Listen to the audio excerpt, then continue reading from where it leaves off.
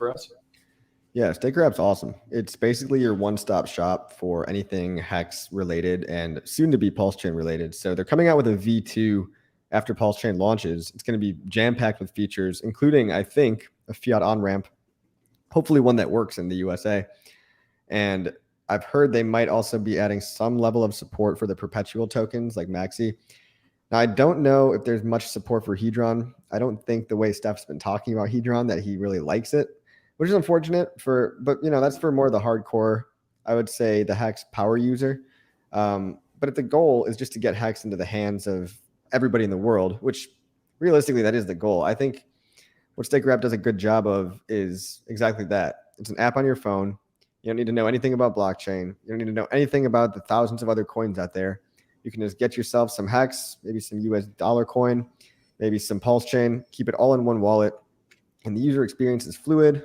The game theory with it basically, Staker app invented the league system. I don't know if people know this. So the league system keeps people interested, keeps people staking longer. Some new features that are going to be added are like goal setting. So you can come up with, you can name your certain stakes. Like this one is for my wedding ring. This one is for my vacation to Lake Tahoe, whatever it might be. You can save for certain things. This is stuff that typical fintech apps in the space already employ, and they're very successful. So an app in everyone's hands, Hex for the masses, PulseChain for the masses. I like that it cuts out all of the other complicated things, all the other tokens, because realistically, we should only be focusing on Hex and PulseChain. I mean, a lot of these other things are nice, but they're more for power users, right? Like liquid loans is for a very advanced person that understands lending. And look, if you really get to that point where you want to restore your wallet on, let's say, a MetaMask, I don't know if there's a way to do that, but I imagine there is some kind of a way to do that.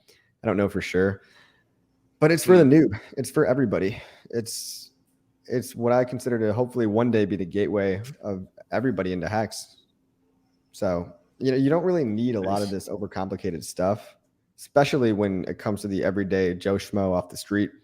They don't care. They don't care about Hedron. They don't care about liquid loans. They don't care about anything. They just want to buy a coin and watch the number go up. And so, I mean, there's a lot of cool advancements with Staker app.